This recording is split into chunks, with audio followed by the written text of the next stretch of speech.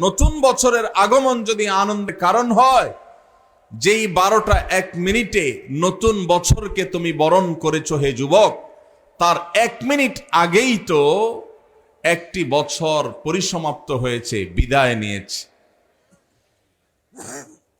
বছরের আগমন যদি তোমার আনন্দের কারণ হয়, তাহলে বছরের বিদায় কেন তোমার বেদনার কারণ হয়নি? বছরের আগমনে তুমি যে হাসছো, আনন্দ করছো, কই তোমাকে তো বছরের বিদায়ে কাঁদতে দেখিনি।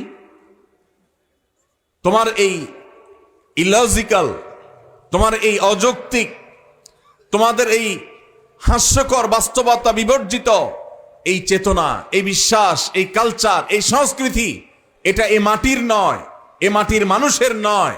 এখানকার মানুষের কালচার এবং সংস্কৃতির সাথে এই 31st নাইটের কোনো চুল পরিমাণ সম্পর্ক নাই।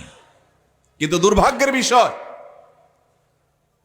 গত বেশ কয়েক বছর ধরে আমাদের দেশে এই 31st নাইটের এই কালচারকে আমদানি করা হয়েছে, স্টাবলিশ করা হয়েছে, প্রতিষ্ঠিত করা হয়েছে, এটাকে নার্সিং করা হয়েছে, এটাকে পরিপালন করা হয়েছে, এটাকে নানাভাবে প্রচার করা হয়েছে, প্রচারণা করা হয়েছে, সমাজের রন্ধ্রে রন্ধ্রে এটাকে ছড়িয়ে দেওয়া হয়েছে।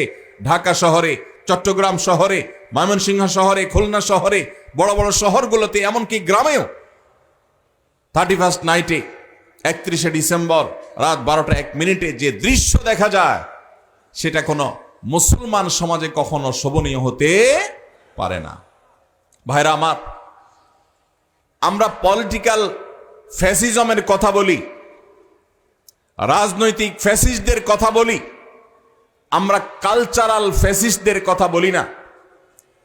এদেশে এক শ্রেণীর পত্রপত্রিকা, এক শ্রেণীর মিডিয়া, এক শ্রেণীর তথাকথিত বুদ্ধিজীবী, তারা আমাদের দেশের মানুষের উপর ভিনদেশী কালচারকে আমদানি করে, সেটাকে প্রতিষ্ঠিত করে এত বেশি কোণঠাসা করে রেখেছে এদেশের ওলামা একরামকে, দিনদার মানুষদেরকে, যে সংখ্যায় এদেশে মুসলমানরা বেশি হলেও সংস্কৃতিতে মুসলমানরা এদেশে আজও সংখ্যালঘু হয়ে আছে। আমরা সংখ্যাতে অনেক বেশি হলেও আমাদের কালচারে, আমাদের সংস্কৃতিতে আমরা সংখ্যালঘুর মতো। আমাদের উপরে চাপিয়ে দেওয়া হচ্ছে ভিনদেশী সংস্কৃতি। এই 31st নাইটের এই কালচারকে নানাভাবে দেখবেন পত্রপত্রিকাতে, এক শ্রেণী মিডিয়াতে এটাকে আমাদের সমাজে প্রতিষ্ঠিত করা হয়েছে এবং এখনো হচ্ছে। সময় এসেছে এই অনাচারের বিরুদ্ধে আমাদের তীব্র প্রতিবাদ গড়ে তোলার। বেশি দিন আগের কথা নয়, মাত্র 2 বছর আগে ঢাকার 2টি মর্মান্তিক ঘটনা আমাদের চোখের পানি এনে দিয়েছিল। তার একটি হলো মায়ের কোলে থাকা দুধের শিশু 31st নাইটের বিকট আওয়াজে, পটকার বিকট আওয়াজে, আতশবাজির বিকট আওয়াজে সে দুধের শিশু মারা গিয়েছিল। বিষয়টা আদালত পর্যন্ত গড়িয়েছিল, কিন্তু বিচারহীনতার এই দেশে ওই ঘটনার দায় কাউকে নিতে দেখা যায়নি, কাউর কোনো দোষী সাব্যস্ত করতে দেখা যায়নি।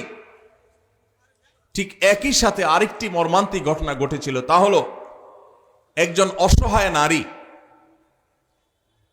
তিনি তার সারা জীবনের সঞ্চয়কে একত্র করে ছোট্ট একটা প্লাস্টিকের কারখানা করে নিজ বাড়িতে প্লাস্টিকের আসবাবপত্র তৈরি করে ছাদের উপর সেগুলো মেলে রেখেছিলেন। এই 31st নাইটের আতশবাজির আগুন উড়ে এসে তার ছাদের উপর থাকা সেই প্লাস্টিকের উপরে পড়ে তার সমস্ত প্লাস্টিকগুলোকে পুড়ে ছাই করে ফেলেছে।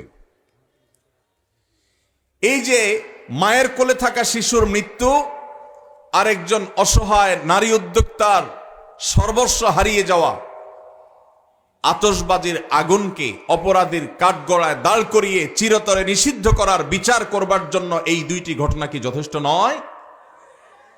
কিন্তু ভাইরা, প্রতি বছর প্রশাসনের ভাইরা, পুলিশ, বিভিন্ন সেক্টরে যারা আইন শৃঙ্খলা রক্ষা করার দায়িত্বে নিয়োজিত আছেন, তারা প্রতি বছরই প্রায় এই আহাজারি করেন যে 31st নাইট উপলক্ষে কোনো প্রকার পটকা ফুটানো যাবে না, আতশবাজি করা যাবে না, ফানুস উড়ানো যাবে না।